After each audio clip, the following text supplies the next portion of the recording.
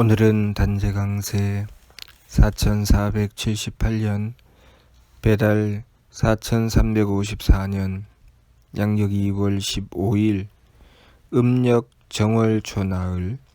이 시간은 2월 둘째 주 월요일 새벽 경배 시간입니다. 이번 주에 한백음께서 주신 말씀은 겁냄과 원망을 품지 말라는 말씀을 주셨습니다. 이 말씀은 홍암대종사께서 남겨주신 미류 말씀 속에 물회공포원우라는 말씀입니다. 겁냄과 원망을 품지 말라. 이 말씀은 우리가 한백음을 모시고 그 진실을 보게 되면, 그래서 그 진실로 행하게 되면 우리가 행할 수 있는 부분입니다. 겁냄과 원망을 품지 않게 되는 것은 우리가 그 참됨을 추구했을 때 겁냄과 원망을 품지 않게 됩니다. 우리가 망령됨으로 달리게 되면 겁냄과 원망을 품지 않을 수가 없습니다. 우리 내면의 참됨, 겉으로 드러나는 겉모습이 아니라 우리의 내면에서 만나는 하느님을 만나는 우리의 내면에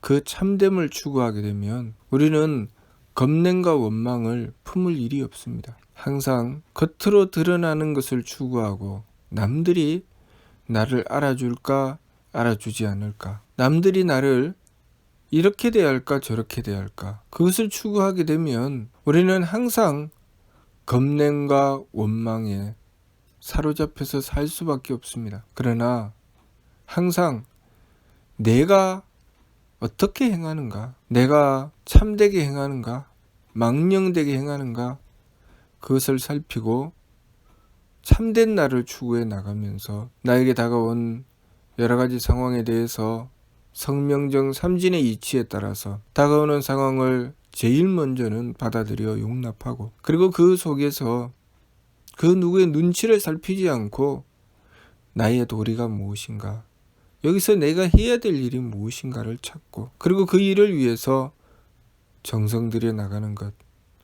그렇게 성품의 이치, 목숨의 이치, 정기의 이치에 따라서 행하여 나갔을 때 우리는 굳이 겁냄과 원망을 품을 일이 없습니다. 겁냄이라고 하는 것은 내가 미처 알지 못하는 미래에 대한 두려움이고, 원망이라고 하는 것은 지나온 과거에 대한 한탄이지요. 우리가 다가오는 상황에 대하여 하나님의 뜻을 받아들이고 그 속에서 내가 어떤 대접을 받을 것인가, 내가 어떻게 평가될까, 누가 나를 대접해주나 알아주나, 그렇게 눈치를 살피지 않고 그 속에 누가 무엇이라고 해도 내 도리가 무엇인지를 먼저 찾는 것. 여기서 내가 해야 될 일이 무엇인가, 내 도리가 무엇인가, 내가 이것을 통해서 이익을 얻을 것인가 얻지 않을 것인가가 아니라 내 도리가 무엇인가를 찾고, 그리고 그 도리를 지키기 위해서 지극한 정성을 들여 나가는 것. 내가 이렇게 정성을 들였는데 내가 정성 들인 결과로 다른 이들이 나를 대접해 줘야 되나, 해주지 않아도 되나, 누가 나를 대접해 줄 것인가, 아무도 대접해 주지 않으면 내가 정성 들일 필요가 무엇이 있나, 이렇게 생각하지 않고 항상 하나님의 뜻을 받들기 위해서 내가 지켜야 될 도리를 살피고 그 도리를 지키기 위해서 지극한 정성을 들여나가는 것. 그렇게 나의 내면을 굳건하게 갖추어 나가는 것.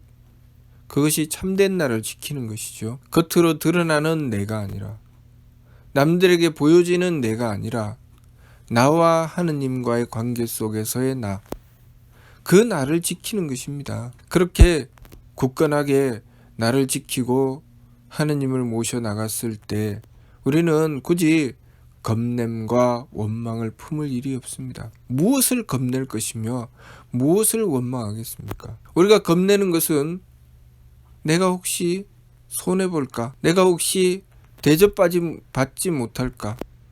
내가 혹시 누구에게 비난받을까? 두려워하는 것이죠. 내가 이러다가 어려움을 겪으면 어떡하지? 두려워하는 것입니다. 그러나 모든 것을 하느님께서 주관하신다는 것을 먼저 믿고, 하느님께서 그렇게 행하시는데 당연히 내가 받아들이는 것이 옳다 여기고, 다가오는 상황을 순하게 받아들이며 하느님께서 그렇게 주관하실 때에는 분명한 이유가 있을 것이니 하느님께서 나를 존재하게 하신 뜻을 살피고 나의 도리를 지켜서 내가 현재 있는 위치에서 내 역할을 살피고 도리를 지켜 나가려고 했을 때 우리는 지극한 정성을 들여서 그 도리를 지키게 되면 굳이 나에게 무엇이 다가올 것인지에 대해서 두려워하여 겁낼 필요가 없습니다. 그리고 그렇게 다가온 상황을 하나님의 뜻으로 받아들이고 도리를 살피고 지극한 정성을 들여 행하였다면 누구를 원망할 필요가 없지요. 누구를 원망하고 탓할 이유가 없습니다. 단지 내가 그렇게 행하여 나간 뒤에 나의 부족함이 보이거든. 그 부족함을 가지고 또 뉘우쳐 돌이키며 하느님을 향해서 원도하는 것이죠. 그러나 우리가 이 성명정 삼진의 길로 나가지 않으면 우리가 행해 나갈 때 내가 부족하고 모자라서 일이 힘들어지면 내 주변을 돌아보며 왜 나를 도와주지 않았느냐고 원망합니다. 나를 좀 도와주었으면 좋았을 텐데, 심지어는 없는 일가친척도 따지며 내가 이런 일가친척이라도 있었으면 얼마나 좋았을까. 나는 왜 인생 팔자가 이렇게 살아야 되나. 또 이미 돌아가신 조상님도 끌어들이며 조상이 날 좀 도와주었으면 좋았을 텐데. 조상님들은 항상 돕고 계십니다. 그리고 조상님들은 그 어려운 문제를 맡기고 우리가 그 조상님들이 미처 해결하지 못한 문제를 받아서 행하여 나가면서 그것이 나의 공적이 되는 것입니다. 내가 이 세상에 태어나고 존재하게 된 것은 지난 과거에 풀지 못한 많은 문제를 해결하기 위해서 이 세상에 태어난 것이죠. 그렇기 때문에 우리가 그 문제를 만나서 순하게 받아들이고 내 도리를 살피고 정성 들여 행하여 이루어내지 않는다면, 그 성명정 삼진의 길로 가지 않는다면 우리는 반드시 조상을 탓하게 되어 있습니다. 왜냐하면 내가 안고 있는 문제는 반드시 조상으로부터 비롯되었기 때문이죠. 또 나는 누군가의 조상이 되어 그 자손들에게 내 것을 물려주게 됩니다. 내가 바르게 행했으면 좋은 것을 물려줄 것이고 내가 부족하고 모자랐으면 문제를 물려주게 될 것입니다. 그러면 내가 미처 다 행하지 못한 문제를 물려줄 때 나의 자손들은 나를 원망할 수밖에 없습니다. 그러나 자손이 존재한다는 것은 아직 해결하지 못한 문제가 있다는 뜻이지요. 그 모든 문제를 다 풀고 나면 자손도 존재할 수 없습니다. 항상 부족함이 있으면 그 부족함을 채우는 것이 있습니다. 그렇게 음과 양이 서로 맞물려서 존재하게 되는 것이죠. 마치 남자가 있으면 여자가 있고 여자가 있으면 남자가 있어서 서로 화합함으로써 자손이 번성하는 것과 같은 것이죠. 우리의 삶 속에 어려운 문제가 있기 때문에 그것을 풀어낼 수 있는 능력도 있는 것입니다. 우리에게 능력이 필요한 이유는 우리에게 주어지는 어려운 일이 있기 때문입니다. 그렇지 않다면 우리에게 굳이 능력이 필요 없죠. 그래서 그런 이야기가 있죠. 필요는 발명의 어머니다. 그런 얘기가 있죠. 우리가 살아가는 삶 속에 이루어진 모든 것들은 분명한 필요의 존재 이유를 가지고 존재하게 되었던 것입니다. 필요했기 때문에 발명하게 되었고 발명한 것이 쓰여지는데, 그렇게 쓰여지다가도 그 필요성을 잃게 되면 그 존재는 도태하게 되고 사라지게 됩니다. 이 세상에 존재하는 모든 것은 그렇게 형성되어 있지요. 그렇기 때문에 나에게 다가온 문제를 가지고 회피하고 원망하고 외면하게 되면 그것은 나라는 존재 자체를 부정하게 되는 것입니다.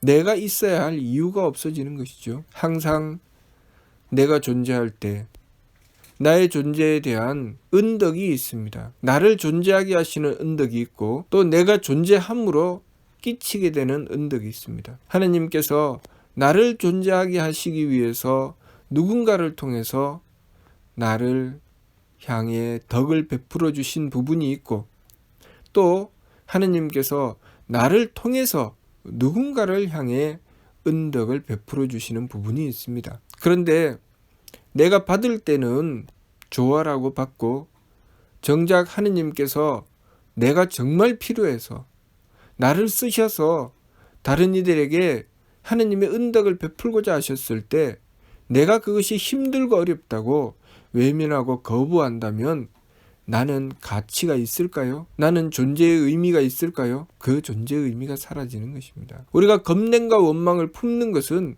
나의 존재의 의미를 부정하는 것이죠. 내가 만나는 일을 두려워하고 외면하게 되면 겁내는 것이고, 내가 행했던 일에 대해서 내가 해야 할 부분, 내가 돌이키고 반성해서 고쳐 나가야 될 부분에 대해서 부정하게 되면 원망하게 됩니다. 항상 우리의 삶이라고 하는 것은 하느님과 나와의 관계 속에서 내 내면으로부터 출발해서 밖으로 펼쳐져 나가는 것이지, 밖으로부터 출발해서 내 안으로 들어오는 것이 아닙니다. 그러니 항상 내 삶의 근본은 하느님과 나와의 관계에 있다는 것을 먼저 알아야 합니다. 그래서 늘 내 속에서부터 하느님 앞에 참되게 순진하게 다가서서 늘 나에게 다가온